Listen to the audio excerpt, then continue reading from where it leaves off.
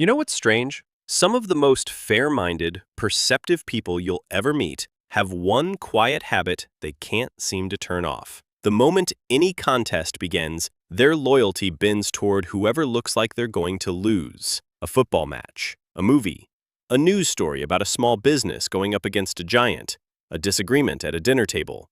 They didn't decide this. Something underneath their attention already did, in the half-second before they understood what they were watching.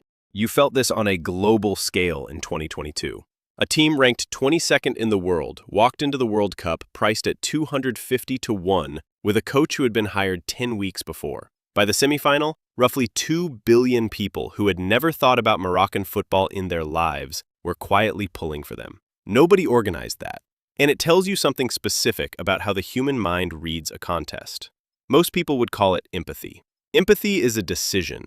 This is a reflex. And the difference between those two is where the actual psychology of this lives. Here are 10 signs you carry that reflex more strongly than most people around you. The first sign is that your loyalty arrives before your thinking does. You don't sit down and decide to back the smaller side. You just notice a few seconds in that you already have. Researchers at the University of South Florida demonstrated this in a now classic 2007 experiment. They showed students an Olympic medal table. Sweden with 469 medals, Bulgaria with 195, Slovenia with 6, and asked who they'd want to support. Sympathy flipped almost mechanically toward whichever country had less. Not a single student knew a Slovenian athlete. The number had told their mind this was the smaller side, and the rest of the inference happened automatically.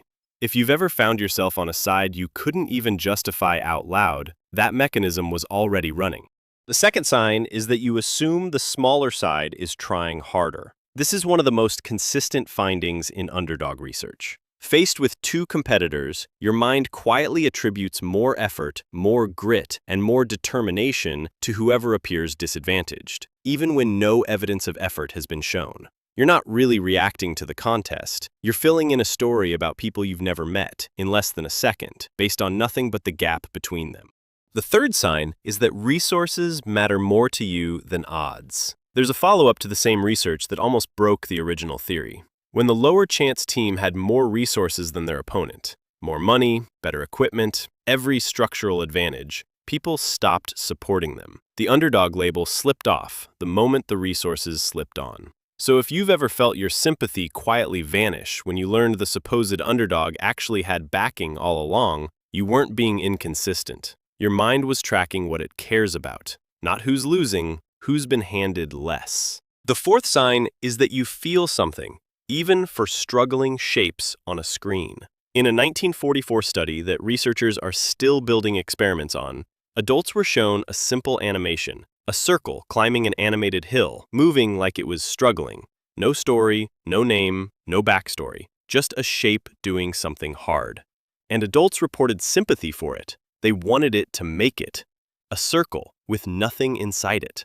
If you've ever felt absurdly invested in something that wasn't even a person, a stray balloon, a slow elevator door, your underdog reflex was firing on the appearance of struggle alone. The fifth sign is that your loyalty is strongest when nothing is at stake for you. In a 2008 study at the University of Richmond, researchers had participants enthusiastically back an underdog in a contest. The participants cheered, they identified, they rated the underdog as inspirational. Then the researchers added one change. The participants would now receive a cash reward if their chosen side won. The same participants who had been moved by the smaller side abandoned them in seconds and switched their bets to the favorite. The paper itself was titled, with grim precision, "Rooting for, and then abandoning, the underdog." The cheering had cost them nothing. The moment it costs something, it stopped. The cheering is most powerful when it's free. Sit with what you've heard so far. The reflex you carry isn't simple. It's automatic, it's selective, and it has conditions you didn't know it had.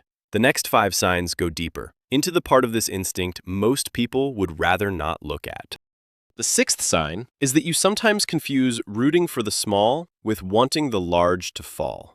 There's a parallel emotion to underdog support, just as well studied, called schadenfreude, the quiet pleasure of watching the powerful fail. In a 2011 brain scan study with dedicated Red Sox and Yankees fans, the reward circuits in their brains, the same ones that activate for food, for money, for winning, lit up when their rivals lost. Part of these fans wasn't only rooting for their underdogs. Part of them was rooting against the Giants. Both feel, from the inside, like care. They aren't. The clearest tell is what happens after the contest ends. If the underdog wins and you feel joy, that was care. If the favorite loses and you forget the underdog entirely in the next breath, the underdog was never really the point. The seventh sign is that you can't help noticing fairness. In meetings, in rooms, in conversations where someone is being slowly talked over. You feel it before you've decided to feel it. Researchers studying this response across very different cultures have found the same automatic pull toward the smaller side showing up in every one. The instinct seems to tap something close to a universal human concern for fairness. So when you find yourself bothered by a small injustice that nobody else in the room appears to register, that isn't oversensitivity. That's the same reflex that pulled 2 billion people toward Morocco, scaled down to a Tuesday afternoon. The eighth sign is that this instinct sometimes comes with anger. The same sensitivity that makes you side with the smaller party makes you furious when the smaller party is dismissed. And the fury is rarely just about the people in front of you. It's about every smaller party that has been waved past in your watching life.